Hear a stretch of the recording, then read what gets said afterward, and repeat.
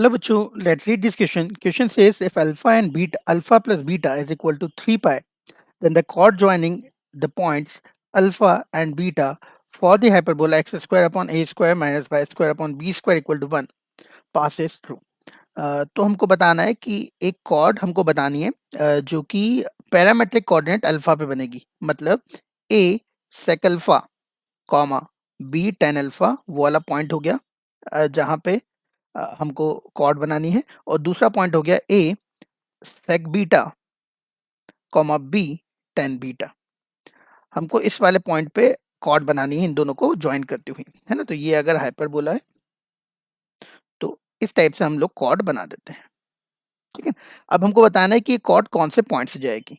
Equation of chord हमको पता है, इक्वेशन ऑफ कॉर्ड का हमको इक्वेशन पता होती है जो कि होती है x upon A cos alpha minus beta by 2 minus y upon b sin alpha plus beta by 2 is equals to cos alpha plus beta by 2। अब हमको क्वेश्चन में दे रखा है कि अल्फा प्लस बीटा जो होगा that will be equal to 3 pi. अगर alpha plus beta 3 पाई है तो इसको हम इस इक्वेशन में पुट कर देते हैं।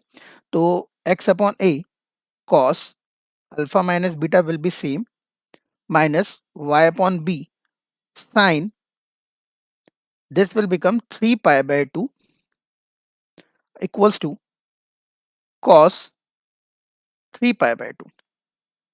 cos 3 pi by 2 0 होता है, sin 3 pi by 2 -1 होता है। तो this will be x upon a cos alpha minus beta minus y upon b is equals to 0। Minus minus this will become plus equals to 0।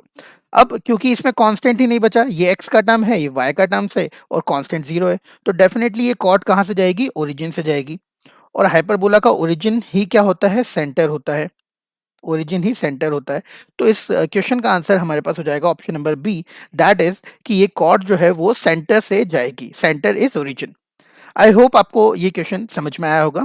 Thank you very much.